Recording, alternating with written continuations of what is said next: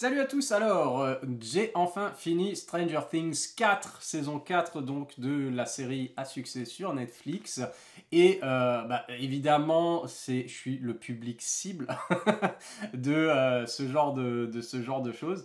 J'avais vraiment beaucoup aimé forcément la saison 1, la saison 2 à moitié parce qu'il y avait des éléments dedans qui me chiffonnaient un peu où je trouvais que c'était un peu mal foutu. La saison 3 était un petit cran au-dessus, mais pour moi, la saison 3 avait un problème. Alors, je sais que comment dire, ça paraît bizarre de dire ça, mais pour moi, la saison 3 avait un problème, on va dire, de cohérence au niveau de réalisme. Et là, quand on parle de réalisme avec une série fantastique et de science-fiction, forcément, on se dit, ouais, bah, hein. Mais il faut qu'il y ait des choses, je trouve, qui restent cohérentes hein, pour que notre suspension d'incrédulité demeure, finalement, pour qu'on puisse accepter ce qu'on nous propose dans cet univers-là, avec les règles établies, etc., etc. Et donc, je suis d'accord pour tout l'aspect, on va dire, fantastique et science-fiction, il n'y a pas de problème. Mais dans la saison 3, il y avait quelque chose qui m'avait un petit peu embêté. C'est que il y avait un centre commercial et avec une base en dessous, une base de recherche, une base secrète russe juste en dessous. Et j'avais trouvé tout cet aspect-là un peu trop, pour le coup, un peu trop, je veux pas dire exagéré par rapport au reste, mais limite, où je me suis dit, alors je veux bien qu'il y ait des éléments fantastiques qui se passent et tout, mais comment il peut y avoir une base secrète russe dans cette petite ville d'Indiana, sous un centre commercial, voilà. C'est pas que, voilà, enfin, c'est ce que j'ai trouvé le moins cohérent finalement dans la saison 3, et d'ailleurs, ce qui s'y passait était des fois un peu moins intéressant. Quand les jeunes y vont et font leur mission, etc. dedans, j'ai trouvé que ça allait un peu loin. Parce que au départ, c'est toujours, on part de personnages, c'est le classique, on part de personnes ordinaires qui vivent des aventures extraordinaires, à qui il arrive des choses extraordinaires. Mais là, quand eux-mêmes deviennent finalement des espions et des héros de scènes d'action, etc., des fois, j'ai trouvé que ça allait un peu loin la saison 3 et j'ai trouvé tout cet aspect russe alors que je comprends parce que c'est les années 80, c'est encore la guerre froide, etc. Donc c'est pas mal, il fallait intégrer à un moment, j'imagine, ces choses-là. Mais je trouvais que c'était un peu mal fait dans la saison 3. Ce qui nous amène à la saison 4. Et la saison 4, j'ai beaucoup aimé, j'ai plus aimé, pardon, que la saison 3, même si, encore une fois, ce qui fonctionne moins pour moi, c'est tout l'aspect russe, même si il fonctionne quand même mieux avec Hopper qui est prisonnier parce qu'il est passé dans le portail, il n'est pas mort, mais ça on le savait déjà, qui est prisonnier donc chez les Russes et qui va essayer de s'en sortir avec l'aide d'un gardien de la prison, etc. C'est mieux géré, on va dire, même s'il y a des éléments où on se dit, mais des fois c'est trop facile. Des fois c'est trop facile. Des fois c'est genre, comment ils peuvent faire tout ça sans que personne s'en rende compte? Mais bon, bref.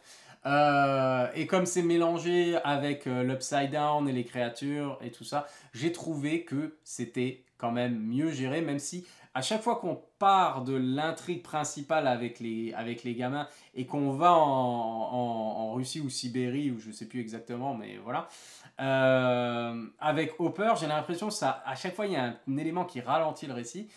Et pareil, le fait que ce qu'ils font eux là-bas, ça a une incidence là et qu'ils arrivent à pas deviner mais déduire tout ça, j'ai trouvé que c'était un petit peu forcé. Mais rien de très grave parce que j'ai quand même beaucoup aimé cette saison, notamment pour l'intrigue justement principale où on avait quelque chose qu'on n'a pas eu finalement depuis la saison 2 peut-être, je sais même plus exactement, il faudra que je me refasse tout depuis le début, mais j'ai l'impression qu'on a enfin un vrai méchant dans Stranger Things, une vraie créature qui est pas simplement dans l'ombre ou qui grogne pas simplement ou qui court pas simplement après, mais qui a un plan et qui est horrible et qui est super bien foutu visuellement, même si inspiré de plein d'autres choses. C'est quand même, ça fonctionne très bien avec Vecna. Je trouvais que c'était un excellent méchant, même si, alors, on pourra encore, on va dire, on pourra encore débattre là-dessus. C'est-à-dire que l'intrigue autour de Vecna est quand même prévisible d'une certaine manière si on gratte pour chercher, si on se pose les questions, voilà, on peut se dire ah c'était prévisible, je l'avais vu venir et tout, Vecna d'où il vient, pourquoi, comment, etc. Donc on avait ces éléments là qui nous sont présentés depuis des petits indices qui nous sont présentés depuis le début des épisodes. Et bien sûr, comme on aime bien, alors certaines personnes regardent ça juste pour le fun comme ça, cherchent pas, attendent que les réponses arrivent quand elles arriveront. D'autres, voilà, ils essaient de gratter. Moi, c'est le cas aussi. J'ai des éléments, puis j'essaie toujours de faire le lien entre tout ça. Et si on fait ça, bah, c'est pas très difficile, voilà, de voir venir certains éléments. Mais ça n'enlève rien puisque c'est quand même ce type de divertissement, de série, c'est des séries qui sont faites pour être aussi revues, où on chope les différentes subtilités d'un épisode à un autre, de choses qui sont développées par la suite. Et comment ça a été tout ça construit. Donc c'est plutôt pas mal. Et même si, c'est ça l'important, c'est que on remarque la qualité, on va dire, de l'écriture ou d'un film, d'une série, au fait que même si c'est prévisible, même si on sait ce qui va se passer, et puis quand on va le revoir, ben on saura de toute façon, mais même si on prend autant de plaisir quand même à le regarder, malgré les éléments qu'on voit venir. Et parce que voilà, la surprise, c'est juste la première fois qu'on voit quelque chose, c'est pas quelque chose qui est infini, et donc pour moi, ça fait pas partie que quelque chose soit trop prévisible ou pas. Ça, on va dire, c'est pas ça qui va définir, genre, ah, je déteste parce que j'ai vu venir les choses. D'accord. Des fois, ça peut m'embêter un petit peu parce que du coup, je peux trouver le temps long parce que des fois, il rallonge certains films ou des choses comme ça avec des choses alors qu'on est là, mais on sait ce qu'il va y avoir. Donc, on s'ennuie. Et là, en fait, c'est pas le cas. Là, je trouve que c'est pas le cas. Même si on a des révélations qu'on avait vu venir, eh ben, en attendant, même si on avait nos idées, eh ben, on s'est pas ennuyé. Parce qu'on a un super casting, on a une réalisation qui est toujours de qualité, avec une belle photographie, toujours cette ambiance des années 80, avec les décors, les costumes, les habits, les trucs, et un superbe casting d'acteurs, de jeunes acteurs aussi, qui rendent le tout très divertissant et très, on va dire, émotionnel. Fonctionne très bien.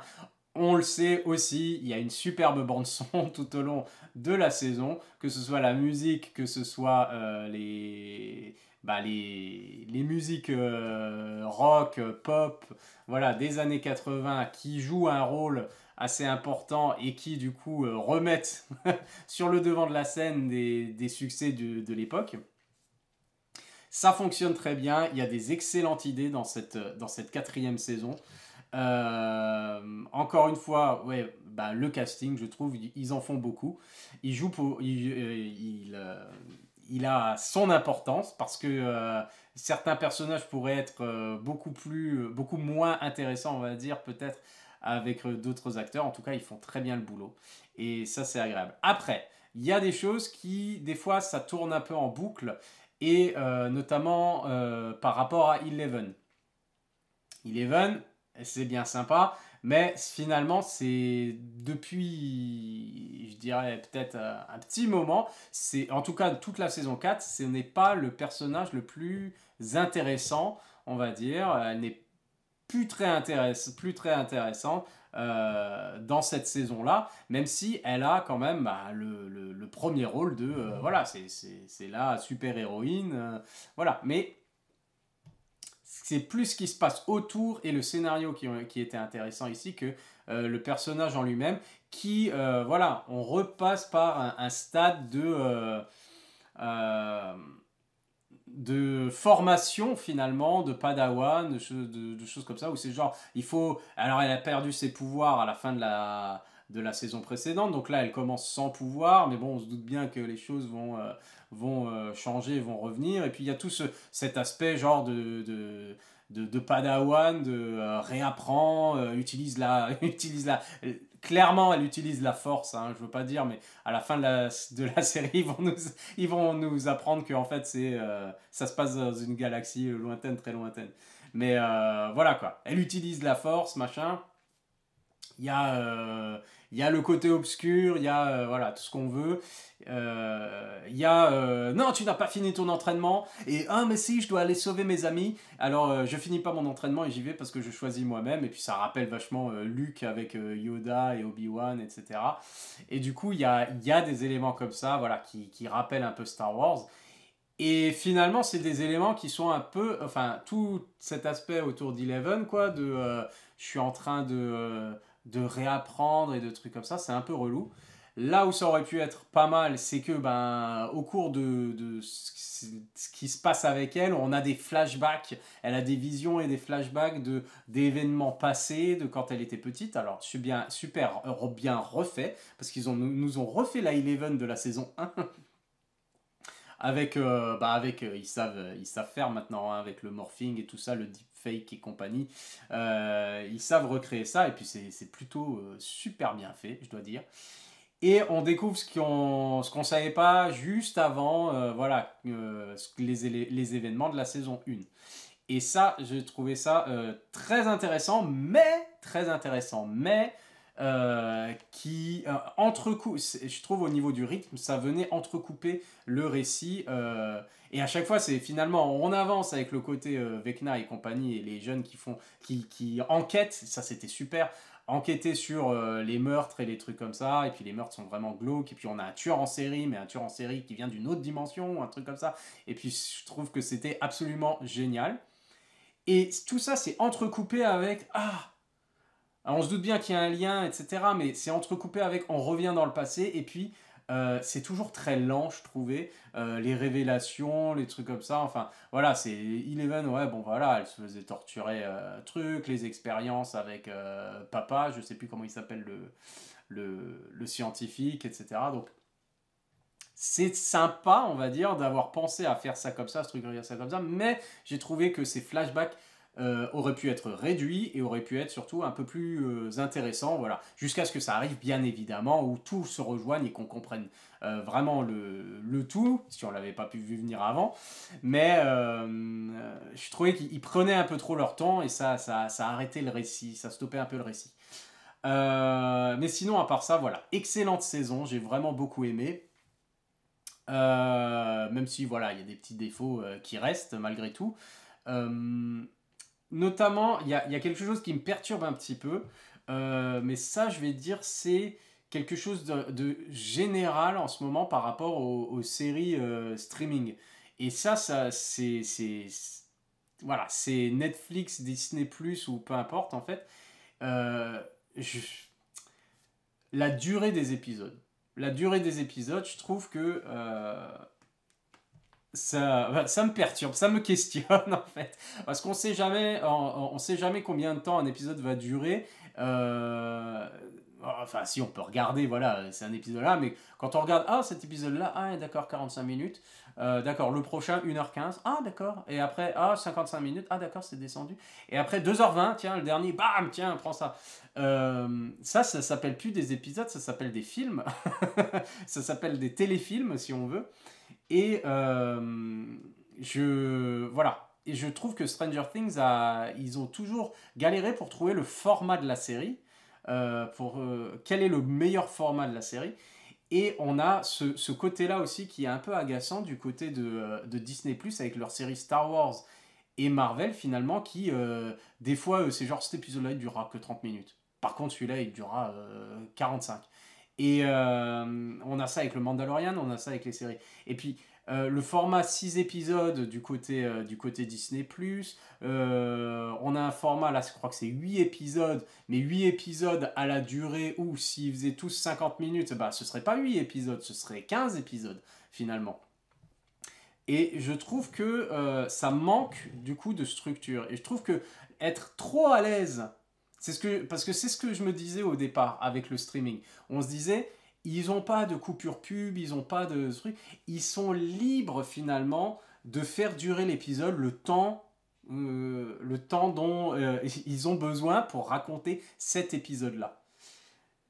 Ouais, finalement, je vais peut-être changer un peu mon fusil d'épaule parce que depuis le temps, après, je me dis, il y a des séries où finalement, ils auraient peut-être gagné à se dire, nos épisodes vont durer, allez, 50 minutes ou 45-50 minutes, 55 minutes, et basta. Et on doit réussir à faire fonctionner, on va dire, on doit réussir à structurer notre saison, nos épisodes, nos chapitres, les différents chapitres de cette saison, et ils appellent ça des chapitres du coup dans Stranger Things, euh, pour structurer ça pour que voilà, les épisodes ne soient pas... voilà, quoi. Après, je veux bien que, c'est pareil, les chapitres d'un roman, ils font pas tous la même taille non plus, etc. Mais là, on est sur des séries télé, c'est quelque chose, c'est un médium complètement différent. Et des fois, c'est vrai que c'est le... Après, quand on est sur du binge-watching, sur le binge-watching, eh ben, finalement, cette découpe a tendance à perturber un peu au niveau du rythme. Je pense que ça joue au niveau du rythme et de la structure de ces épisodes. Parce que je reviens à ce que j'avais dit sur les flashbacks, etc. À mon avis, il y aurait eu beaucoup moins si il se disait nos épisodes sont découpés, tchac, tchac, tchac, voilà ce qui se passe, l'élément important et l'intrigue importante pour ce chapitre, l'intrigue importante pour ce chapitre, l'arc narratif de ce personnage, mis bout à bout, etc., etc. Chose qu'ils faisaient, qu'ils savaient très bien faire avec des séries genre Lost ou quelque chose, des séries comme ça. Peut-être qu'il y aurait moins justement de ces éléments où on se dit ah on est reparti sur le flashback et genre je veux plus le voir. Euh, on aurait beaucoup moins de problèmes de rythme et peut-être moins de on va dire de remplissage, moins de remplissage.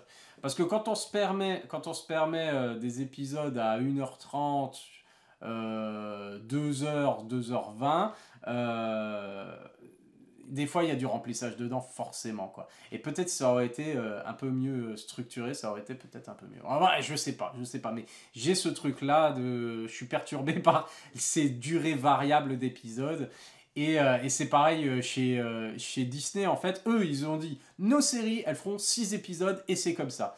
Et par contre, maintenant on est emmerdé parce qu'on a une histoire à raconter en 6 épisodes, mais alors cette partie de l'histoire, ça fait une demi-heure. Et en fait, on a l'impression que c'est comme si on regardait un film finalement de je sais pas combien d'heures, euh, où c'est genre, tiens, je vais regarder 10% du film, tiens, ça c'est un épisode.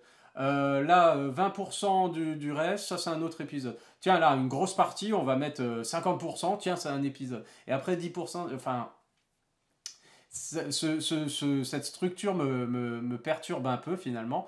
Et voilà. Et chez Marvel, on se dit, bah, finalement, faites des films. Ou alors, voilà, faites le nombre d'épisodes qu'il vous faut pour raconter votre histoire et structurer ça correctement. Et je me suis dit la même chose un peu avec Stranger Things, là, avec ce côté, la première partie, et après la deuxième partie, c'est que 2 épisodes, mais t'en as pour 4 heures. Et c'est genre, ouais, voilà. Bon, ils ont de la chance, c'était super bien, c'était super divertissant, ça passait bien, mais il y avait quand même un peu de remplissage dans certains épisodes. Bon, bref. J'arrête là. Je viens de râler sur la durée des épisodes pendant combien 10 minutes. Enfin bref, je m'arrête là. J'aime beaucoup cette série en général. J'ai beaucoup apprécié la saison 4. Je pense que c'est de nouveau un cran au-dessus par rapport déjà à la dernière saison. Et peut-être, ouais, je pense que c'est peut-être la meilleure saison depuis la première. Mais il faudra que je revoie parce que honnêtement, je me souviens plus de la saison 2 du tout. Mais je me souvenais qu'il y avait des trucs qui étaient pas terribles dedans que j'avais pas trop aimé. Enfin bref. Voilà, c'est tout pour Stranger Things saison 4. Forcément, maintenant, on va tout oublier parce qu'on a 2 ans avant la fin de la série avec la saison 5. À quoi s'attendre? Quoi s'attendre pour la prochaine saison? Mon hypothèse, je sais pas, alors je lis pas du tout les hypothèses sur internet de ce qu'ils pourraient dire, mais moi j'en donne, moi je donne mon sentiment, j'exprime mon opinion là-dessus quand même. Il y a un élément pour moi de tout cet aspect rétro, années 80, fantastique, science-fiction. Il y a un élément pour moi qu'ils n'ont pas traité et qui, j'ai l'impression qu'ils ont placé les graines dans cette saison, et c'est le voyage dans le temps. Je pense que ce qu'on a vu, le final, ce qui se passe de manière horrible, etc., la destruction de la ville, je pense que ce n'est pas définitif. Je pense que les personnes qui sont mortes ne sont pas forcément mortes définitivement, sauf Barb, parce qu'apparemment, il la déteste. Je pense qu'il y a bien moyen de retrouver Eddie. Parce que je pense qu'ils vont commencer à développer dans la saison 5, en tout cas ils vont développer le voyage dans le temps. Et pourquoi j'imagine ça comme ça? Alors je sais pas, peut-être j'ai raté quelque chose, mais à quoi sert cette scène où du coup, les jeunes vont dans l'Upside Down, ils vont à la maison du coup de Mike et... j'ai oublié le nom de sa sœur. Bon, enfin bref. Ils vont dans la chambre donc de... je sais plus comment elle s'appelle. Nancy. Voilà. Ils vont dans la maison des Wheeler, ils arrivent dans la chambre de Nancy, et puis c'est genre dans l'Upside Down, et c'est, mais en fait, non, ma chambre, c'est pas ma chambre en fait. Mais si, c'était ma chambre, mais c'était ma chambre il y a 3 ans. Mais oui, c'est mon journal intime qui va jusqu'en 83, mais on est en 86. Et puis, mais ça, c'est peluche ou je sais plus quoi, là, je les ai plus, je les ai redonnés à la voisine ou je sais plus quoi. Enfin bref, des trucs du genre. Pourquoi il y a cet élément temporel qui apparaît à ce moment-là, genre dans l'Upside Down, c'est 3 ans plus tôt, c'est 3 ans en arrière. Alors je sais pas si c'était juste pour rendre le truc un peu plus bizarre ou pour un élément, voilà, j'ai pas percuté si ça avait un intérêt dans l'intrigue ça, mais si ça a aucun intérêt dans l'intrigue pour cette saison, quel intérêt ça a? Et pour moi, du coup, je me dis, il y a peut-être le truc de changement de dimension, truc temporel, etc. Ça fait un peu penser à ce qui se passe chez Marvel avec Avengers Endgame, certes. Alors, est-ce qu'ils vont oser exploiter ce truc-là aussi? Je ne sais pas. En tout cas, ils exploitent vraiment tout plein d'éléments justement en rapport avec la science-fiction, le fantastique, etc. Pourquoi pas le voyage dans le temps? Plus, on est dans les années 80 et c'était pas ce qui manquait, on va dire, les films et les références de voyage dans le temps à cette époque-là. J'ai bien aimé aussi le côté un peu plus politique avec justement le côté anti... où ils sont à la recherche de la secte, etc. Et puis le mouvement de foule qui se retourne contre les enfants finalement, où c'est genre, ah, c'est une secte satanique, etc. Chose qui était très en vogue à l'époque, au moment où il y avait justement le métal et le hard rock et compagnie, où ils étaient là, genre, où on s'habille en noir, etc.